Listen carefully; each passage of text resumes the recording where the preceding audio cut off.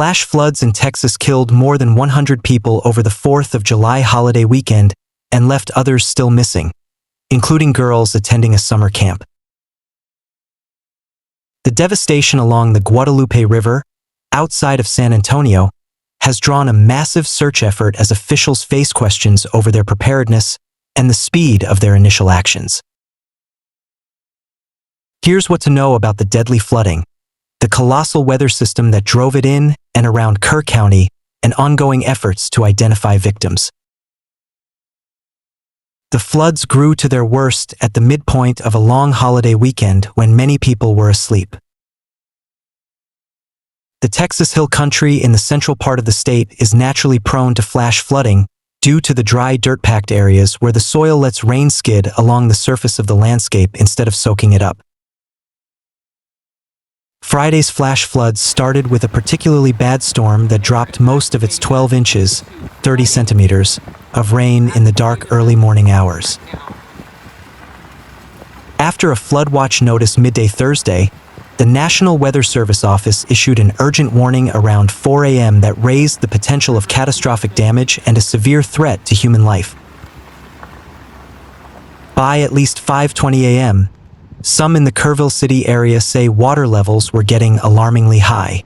The massive rain flowing down hills sent rushing water into the Guadalupe River, causing it to rise 26 feet, 8 meters, in just 45 minutes.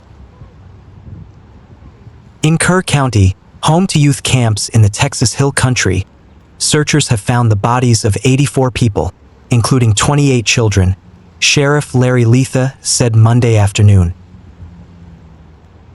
Fatalities in nearby counties brought the total number of deaths as of Monday afternoon to at least 104. 10 girls and a counselor were still unaccounted for at Camp Mystic, a Christian summer camp along the river. Beyond the Camp Mystic campers unaccounted for, the number of missing from other nearby campgrounds and across the region had not been released. Governor Greg Abbott on Sunday had said that there were 41 people confirmed to be unaccounted for across the state, and more could be missing.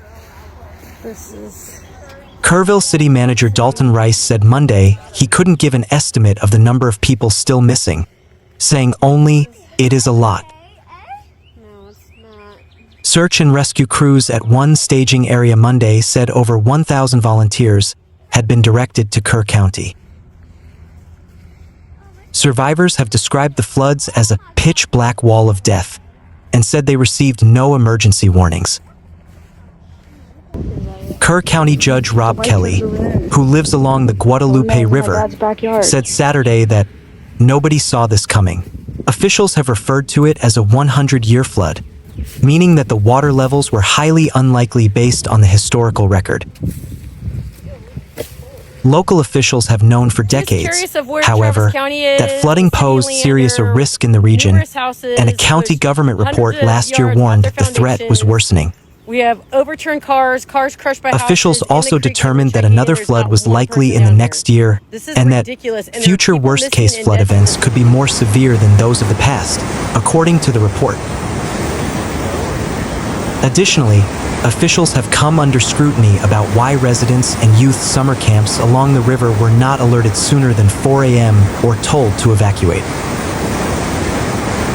Rice said Monday that he did not immediately know if there had been any communication between law enforcement and the summer camps between 1 a.m. and 4 a.m. on Friday. But Rice said various factors, including spotty cell service in some of the more isolated areas of Kerr County and cell towers that might have gone out of service during the weather, could have hindered communication. Rice said officials want to finish the search and rescue and then review possible issues with cell towers, radios, and emergency alerts. Officials noted that the public can grow weary from too many flooding alerts or forecasts that turn out to be minor. Kerr County officials said they had presented a proposal for a more robust flood warning system, similar to a tornado warning system, but that members of the public reeled at the cost. The flash floods have erased campgrounds and torn homes from their foundations. It's going to be a long time before we're ever able to clean it up, much less rebuild it, Kelly said Saturday after surveying the destruction from a helicopter. Other massive flooding events have driven residents and business owners to give up, including in areas struck last year by Hurricane Helene. President Donald Trump said he plans to visit the flood zone Friday. In just 45 minutes, early Friday morning, intense rain caused sections of the Guadalupe River in central Texas to rise by nearly 26 feet. For months' worth of rain dropped within hours. More than 100 people had been confirmed dead as of late Monday afternoon, including more than 24 campers and counselors at a Riverside Christian summer camp. As the search for victims and survivors continues, more heavy rain is expected this week. When a tragedy of such proportions occurs, the temptation to point fingers is strong. Some Republican officials in Texas have found their scapegoat in the National Weather Service, which they've accused of failing to predict the storm's full intensity. They've got the wrong guys. Despite grappling with deep cuts imposed by the Trump administration, the NWS put out early and increasingly urgent warnings about the coming deluge. There's plenty of blame to go around, though. Democrats, accordingly, should do a lot more than call for investigations into how White House attacks on the NWS might have hampered preparedness efforts.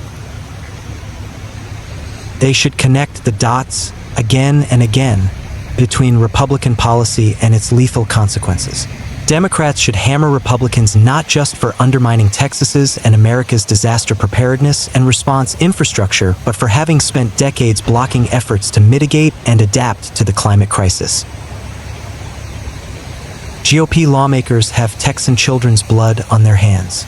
The more say that the Republican Party has over governing a climate-changed world, the more people will die. The NWS is a part of the National Oceanic and Atmospheric Administration, where the Trump administration has aimed to reduce personnel by 20% and axed climate-related work, in particular. The White House's 2026 budget proposal aspires to eliminate all of NOAA's weather and climate research labs and shut down research and development of new forecasting technologies. The two Texas NWS offices most directly responsible for forecasting and warning about extreme weather along the Guadalupe River now lack key staff, including a warning coordination meteorologist tasked with facilitating communication between forecasters and emergency managers. Despite these challenges, the NWS issued a series of dire warnings about life-threatening flooding, beginning on Thursday morning and in the hours leading up to the deluge. Its ability to do that, meanwhile, is being actively threatened by Republicans' efforts to defund the agency. The Texas Tribune further reports that the state's Republican-controlled legislature rejected a bill that would have established a statewide plan to improve Texas's disaster response infrastructure, upgrading alert systems and providing grants for counties to buy new emergency communication equipment, including outdoor warning sirens that could have saved lives lost over the weekend. State Representative Wes Verdell, whose district includes the worst-hit areas in Kerr County, voted against the bill. He told the Tribune that he couldn't recall the specifics of the bill or why he opposed it, guessing that it had to do with how much funding was tied to the measure. Researchers with Climameter, a project funded by the European Union and the French National Center for Scientific Research, have found that human-caused climate change has made these types of storms in the Texas Hill Country wetter and warmer than they would be otherwise. Natural variability alone, they wrote, cannot explain the increase in precipitation associated with Texas floods. Meanwhile, armed with a walking stick, hiking boots, and a lot of faith, Robert Brake Jr. is traversing the twisted trees and piles of debris, desperately searching for his parents who have been missing since their cabin washed away on Friday. A funeral home was just set up initially as a morgue, he said. We checked with them hourly, walking up to them, giving my parents information, the pictures. You were hoping not to see anything and hear anything. When you didn't, you had an ounce of hope. And you know what? That's been reassuring. Joni K. Brake and Robert Brake Sr., who have 3 kids, 5 grandkids, and several great-grandkids, were very active and loved their family tremendously, Brake Jr. said. Hope has kept Brake Jr. going as he navigates the difficult terrain around the Guadalupe River, but on Tuesday, he said he woke up and accepted that his parents won't be coming back. "The Lord woke me up," he said. "He put me on my feet. He said, 'Go make a difference. Go make a difference.' People being kind, and for whatever this tragedy has done, it's what people closer together really has. And I believe that." Brake said the support from all over the world has kept him going throughout this terrible time, and he will continue searching along the river to help other families find their loved ones. "The devastation, it's unbelievable. I can't describe it or put it into words to friends and family," he said. "My heart goes out to the people that were in the river. I can only imagine how much fear they were experiencing and the doubt they were experiencing." Department of Homeland Security Secretary Kristi Noem said the Federal Emergency Management Agency response has quickly streamlined to help flooding victims. FEMA went to an enhanced level immediately, but as soon as you signed the major disaster declaration, we were able to get them resources and dollars right away, just like you envisioned, through state lot grants to help them with cleanup, Noem said to President Donald Trump at a cabinet meeting. At one point, Noem appeared emotional when she shared the story of visiting Camp Mystic, where she consoled several grieving family members. She said she spoke to one counselor who had hung on to some of these girls and was trying to keep them out of the floodwaters. The counselor had gotten hit by something and had lost 2 of the girls and wasn't able to hang on to them, Noem said. The counselor will live the rest of her life thinking about that moment when she wasn't able to hang on to these girls, Noem said.